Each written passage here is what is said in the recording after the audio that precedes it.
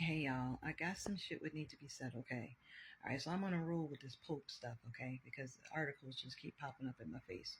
So the title of this article is Pope Calls for Church Overhaul of History in Seminaries. So that immediately caught my attention because when you say you're calling for an overhaul of the history of the church, of churchdom, right? Like all of history, that's kind of a big deal because that means that you're seeking to uncover some stuff, right? Or you're seeking to reveal some stuff, right? So it says a sincere and courageous search for historical truth, you see?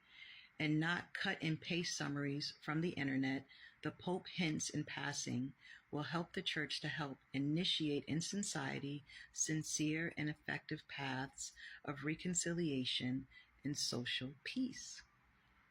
Okay. It says the church aims to help priests better interpret the world in which we live in.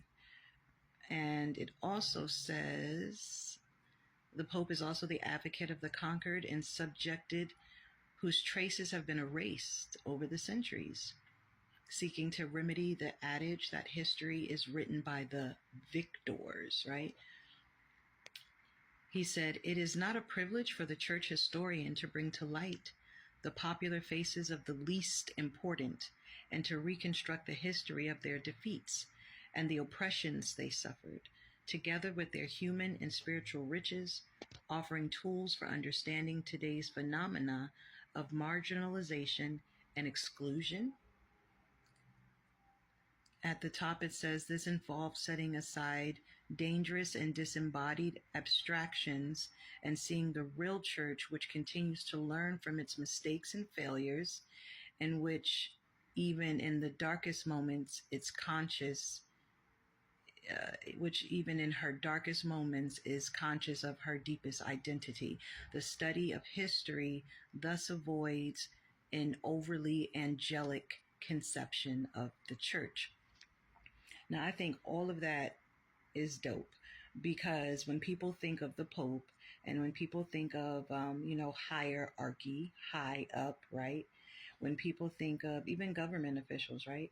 When people think of the church as a whole, you think of angelic, right? You think of purity. You think of, right? You think everything is just wonderful, right? But we all know the truth.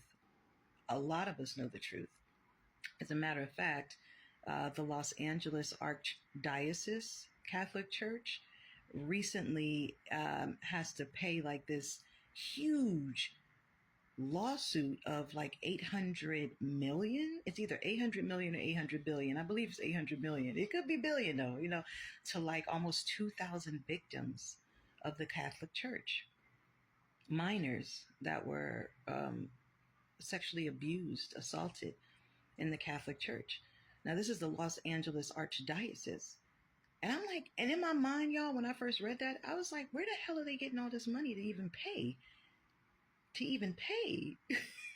Such an enormity, right? That's an enormous amount of money. Where the hell is the church getting all that money to be able to pay victims? And only a little under 2,000 victims, which it's more than that, right?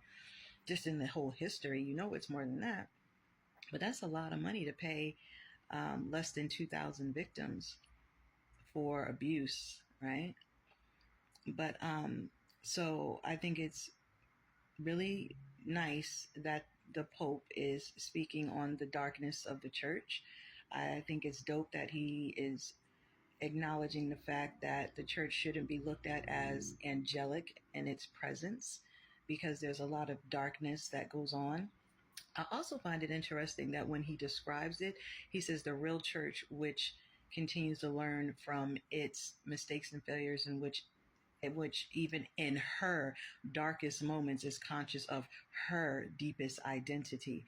I think it's interesting that he says her as opposed to him, because in the Bible they always say he, right? They always say man.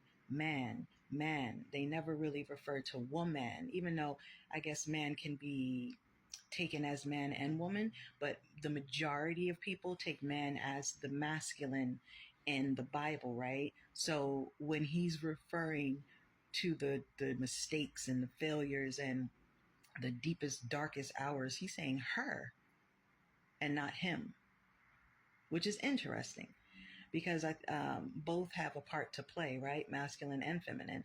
I mean, I've heard just as much bad stuff about Catholic priests as I've heard about nuns. You know what I'm saying? Um, a lot. I mean, all you got to do is look up the information. It's right there. I even did a couple of TikTok videos on it. But I also find it interesting that, like, in the whole priestdom and all of that stuff, how they take the vow of celibacy and you know, because they're just going to totally dedicate their life to God and stuff. We also find that that's been a bunch of BS too. A lot of priests are not celibate, just like a lot of nuns are not celibate. You know what I'm saying? A lot of these priests have relationships. Some of them may be married. Some of them are having marital affairs. Um, I just read up on one pope who nobody knew about his personal life until like after he died, and then they uncovered some like shadowy love letters that he wrote to a woman. I think she was a German philosopher, and she was a married woman. She was married to somebody else, but he was having the Pope was having an affair with this married woman. So you know what I mean? It's interesting how the church has been used to cover up so much horrible shit. Um, and even with the current YouTuber Storm Monroe, he's currently talking about that. He's currently talking about how the churches have been used to cover up homosexuality. Like there are actual whole priests who are married, who are in heterosexual relationships, right? But and so they're portraying to be heterosexual, but in actuality, like the man is gay and the woman is lesbian. You know what I'm saying? And I personally don't have a problem with the LGBTQ community, like not at all, clearly, right? I don't have a problem with it. Um, but I do have a problem with it when it's being masked, when it's when you're not being walking in your truth, right? Because you feel like you have to cover it up because that way you'll be more acceptable for whatever the reason you're doing it for. And so I kind of look at the Catholic Church like that. I kind of feel like, you know, they say one thing, but then they do something behind the scenes. It's like you say you're celibate, but then you have extramarital affairs. You say you're celibate, but then you really are having sex. Or you say you're celibate, but then you're sexually abusing minors. You say you're celibate, and do you know what I'm saying? And so it's just like, you know,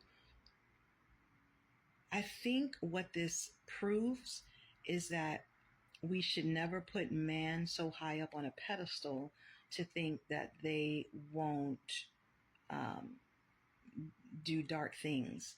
You know what I mean? Because at the end of the day, man is supposed to be human, right? And humans make mistakes.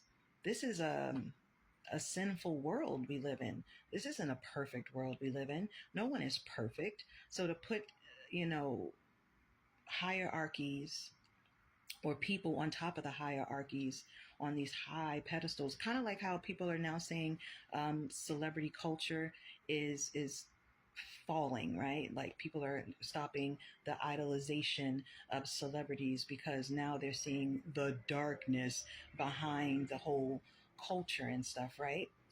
Just in regards to the whole P. Diddy situation, which clearly he isn't the only one. Clearly he isn't the only player.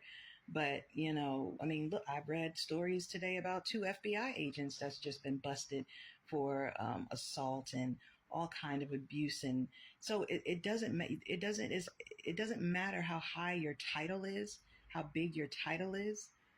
It doesn't mean that you are above the law, and it definitely doesn't mean that you are angelic, which the Pope is speaking about here. It's interesting. Comment, y'all?